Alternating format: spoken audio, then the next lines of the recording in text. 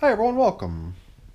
Down here in my wormery, I try to arrange my systems to keep all the oldest stuff to the left on that shelf and all the newest stuff over here on the right on this shelf. And the systems we're checking in on today were actually located here amongst the younger systems last time we checked in 14 days ago. But since then, I've managed to make space and shift these little guys over to the more senior area. In fact, they are getting up there in age for sure. I mean, the the next older system, which is only 11 days older, and it's actually kind of related. These worms all came from the same place, these ENCs. You could see ENC. The, um, the ENCs over here in the so-called Castings Boulder system are already, I believe, foraging now since the last check-in here. These are still in the normal state of composting, although we have been keeping an eye on what we do here, you know. So we've been adding no more leaves, we've been adding soft bedding only, and going forward, I've also now taken into account the type of food to throw in here. So nothing like corn cobs or avocado skins or anything like that. That's going to take forever.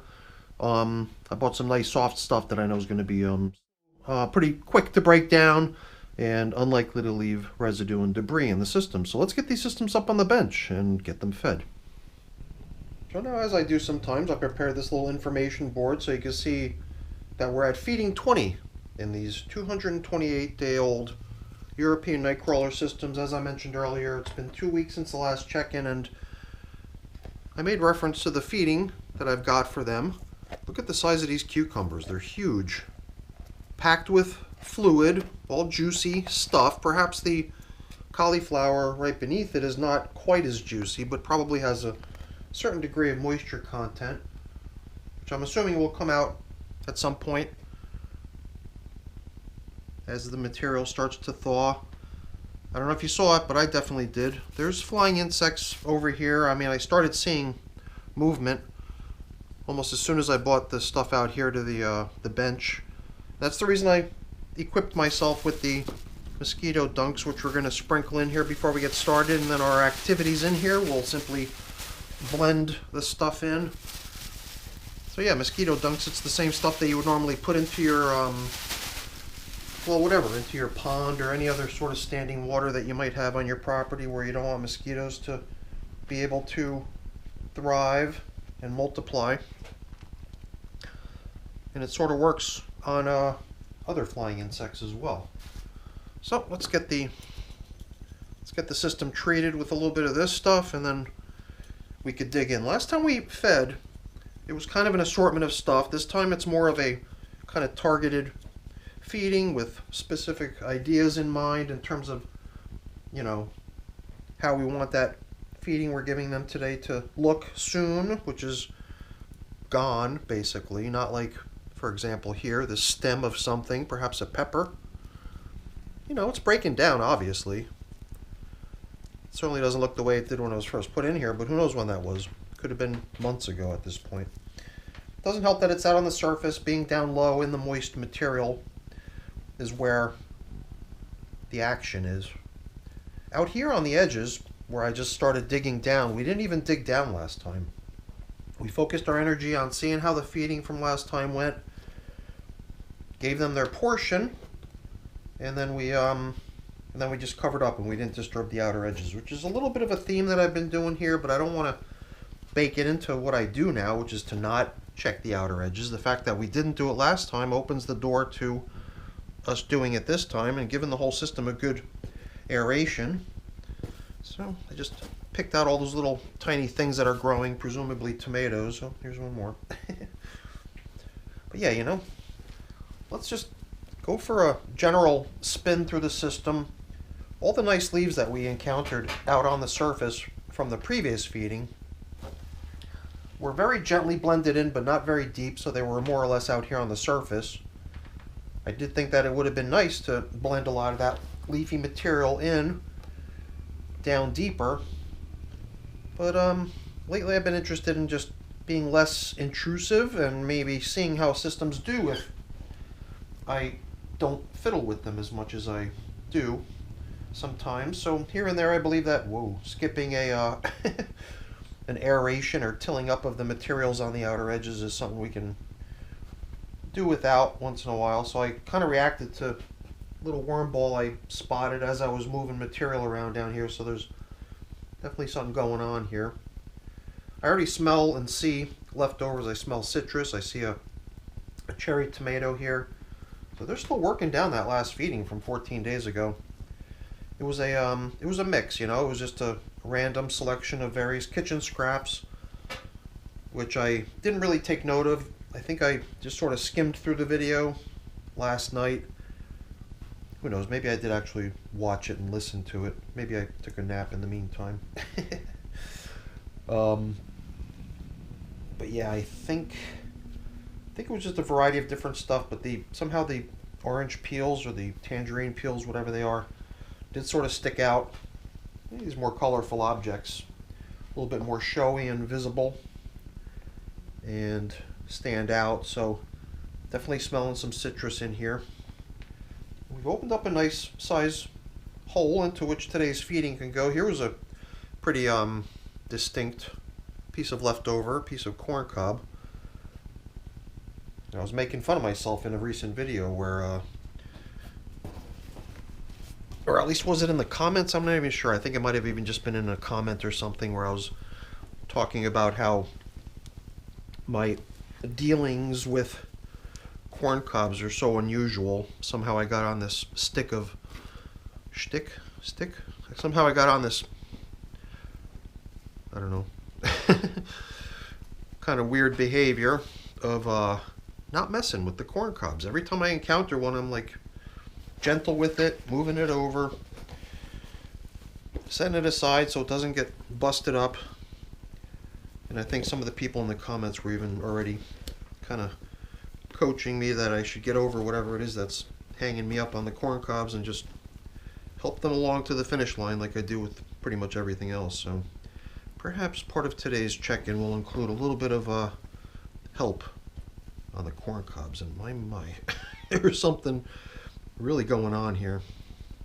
Yeah, look at all these worms. What are they all so attracted to? Must be some delicious food. Leftovers. Oh boy, maybe I found what it is. Looks like a part of an apple. And they're definitely working it. So, interestingly enough, we find corn cob in one system and apple in the other system. The way I like to feed usually is to be kind of even in terms of what systems get what, but I do remember that the stuff we gave last time were just an assorted jumble of various stuff, so the fact that one jumble of stuff might have had an apple in it and the other one didn't kind of makes sense. So I think I've tilled everything up, did I? Over here? Try to blend in all that leafy matter that was left near the surface last time, get it all blended in. We won't be adding any more of that today, because in my book the leaves are kind of a slow moving type of a material, which I'd prefer not to see in here anymore. Whatever leaf stems came in here with the latest application of leaves are already quite a task for the system to break down, and it will take time, so wouldn't want to compound that by adding even more. Alright, so I think we already had a pretty good trench, but I wasn't certain if I'd done the aeration everywhere, so I went through there a little bit more just to make sure. And now I think we could proceed to giving them their yummy food. It's just that I keep bumping into odds and ends down here. But yeah, I think this is sufficient space to fit that massive cucumber. So I wasn't going to try to break it or anything. I mean, I probably wouldn't even be able to because it's frozen solid. It's like a rock hard cucumber. And we've definitely got space in there to pile it in, but before we do, let's come in with some of my prepared bedding. Even though this includes leafy matter, it's leafy matter that I've run through my screen. So it's not just crushed leaves, it's the leaves that went through my my sieve. I think it's 1/4 inch screen. So only the tiniest leaf particles are what I use for mixing up my prepared bedding, and that I still kind of consider as a fast moving, easy to digest bedding material, so I'm okay giving them some of that. So we've also got this nice piece of paper towel that I was just cleaning up a coffee mess with in the kitchen. My coffee maker signaled that it wanted a cleaning, so I went down the rabbit hole of preparing a cleaning routine, and in the process I ended up getting some interesting dark colored fluids and stuff on my kitchen counter. Luckily, this paper towel was within easy reach to help me clean up. So a little bit more leftover material here with this apple thing, as well as this mango seed husk. Another mango seed husk, but you know what? What do you think? Let's help this corn a little bit, and let's also satisfy our curiosity. How are things inside the corn looking? Perhaps just cracking it open like that is enough for now. At least next time we'll still have fairly large, interesting objects to check in on. Well, maybe not so much on this piece. This piece felt like it might have cracked into multiple pieces, but it does seem like it's sort of staying as two pieces. So let's go with that. And now, man, it feels like this is going to put a big crack into this plastic container with all this weight. I even thought about coming in here with some coffee. I thought it'd be interesting to have a feeding that consists of foods that all begin with the letter C. Cauliflower, cucumber, coffee. But after I felt how heavy this thing was, it seemed like putting the coffee in here would be a little bit excessive, so I decided to skip it. And at this point, I believe we've dished out the food pretty evenly. And as far as I'm concerned, this is the sort of stuff that's almost guaranteed to leave almost no trace of leftovers. So I guess we'll have to see if my prediction on that is correct, but I have a hunch that anything that's down in this feeding zone is pretty much in for getting worked down to the point where we're probably only going to bump into some of those slower objects, such as the corn cob and the mango seed husks and stuff like that. So yeah, I mean, you could see leaf stems all over the place. Feeding 2 weeks ago, I mean 2 check-ins ago, which was 4 weeks ago actually, is the last time we put anything like that in here. So it'll take time, but it'll all go. And all that leafy stuff that we blended in certainly looks like it's made its way throughout the material, but there's still a good bit of it remaining out here. You can still see signs of it. Look at that, big chunks of stuff that was clearly in a little jumble together, protected from worm traffic. So now I think we've exposed most, if not all of it, to being submerged, surrounded by moist materials, and probably a lot more likely to get worked on now. So let's see, we had, where did I put it? We held on to the feeding zone indicator since no new coffee came in today, and luckily these are holding up good, so we'll just plop them back in, and on we go. Continuing with regular composting, but I could start foraging anytime, I think, you know? Who knows? I think we might have already hinted at the possibility of doing it soon, and rather than adding more bedding materials, giving the worms a chance to really work down what's already in here. And there is a good bit of stuff, so they would have their work cut out for them. Who knows? I'll have to think about it. We'll have to see. Maybe we'll start foraging soon.